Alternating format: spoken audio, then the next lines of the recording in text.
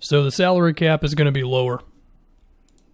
Small market teams fear that they could lose north of $20 million in revenue starting next season because, of course, there's a belief that fans are not going to be in arenas.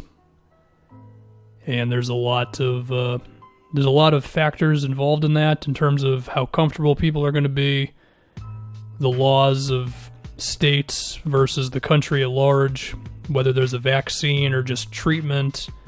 We don't know. A lot of things need to happen for us to get a better picture of that, but the salary cap is going to be lower. It's pretty much guaranteed. And there's a chance that it could fall as far as $25 to $30 million.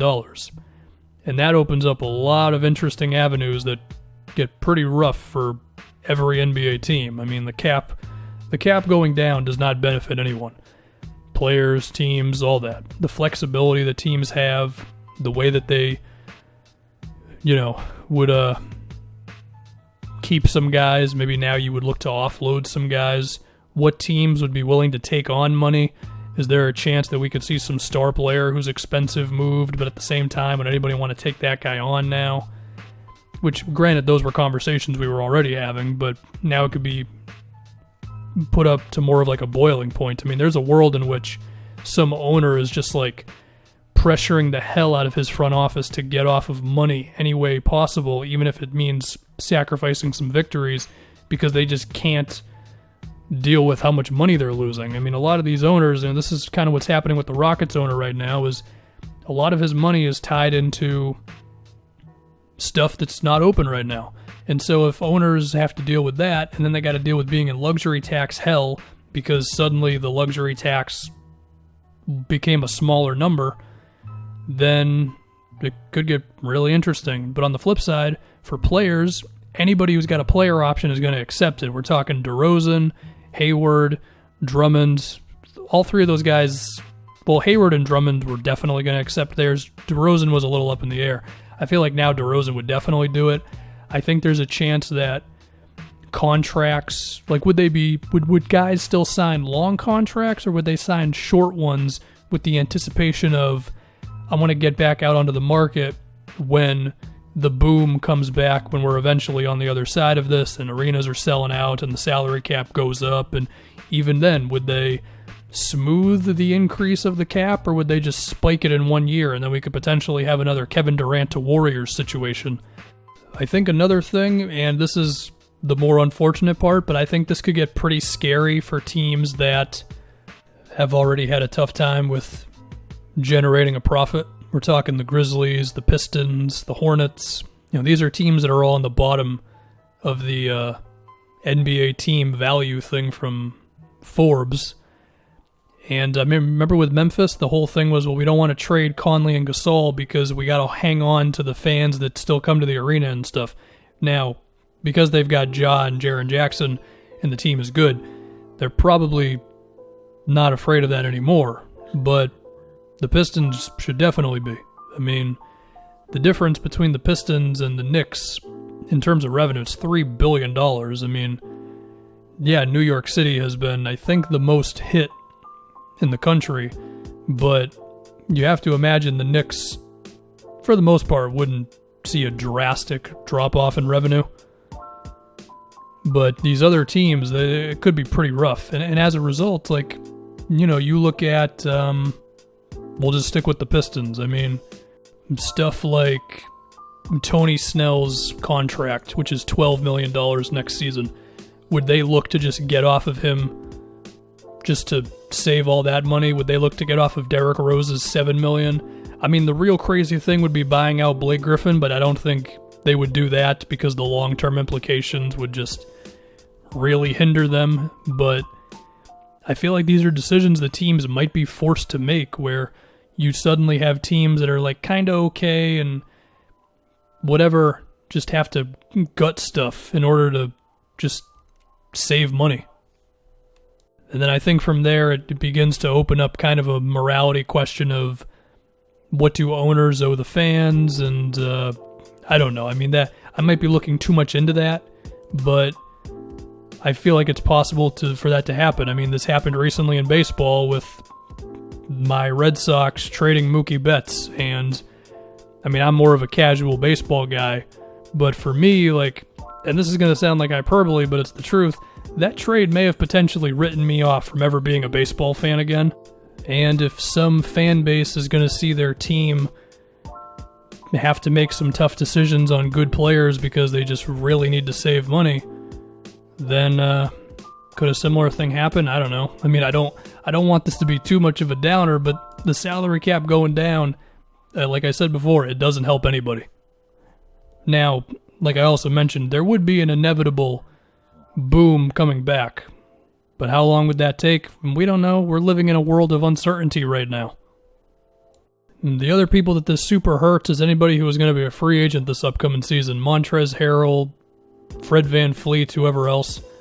Anthony Davis becomes a little more interesting. Not that I think he's going to leave the Lakers or anything, but maybe AD just signs a bunch of one-year contracts until the cap goes back up and then he signs a big one. I don't know. Does anything happen to Brandon Ingram's max? Like, will rookie scale contracts be decreased? Because as of right now, I think Ingram could get, 25% of the cap? So, I mean, if the cap's going to be lower, then he's going to get less money. But even then, I'm not 100% sure on that one because his contract was already in. I really don't know.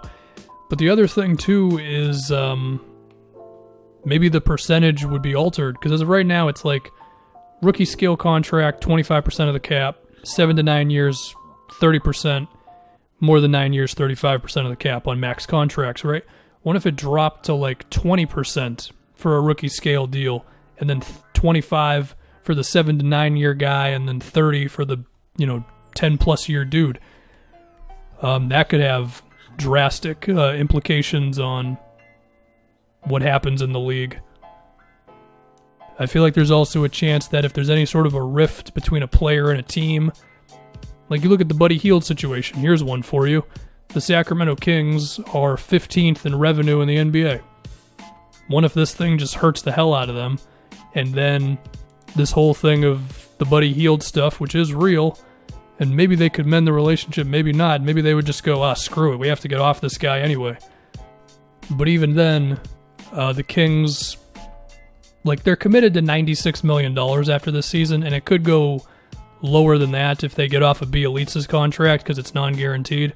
And under the new situation we're going to be having, that could be more of a certainty because I think before this they would definitely keep Bielitsa.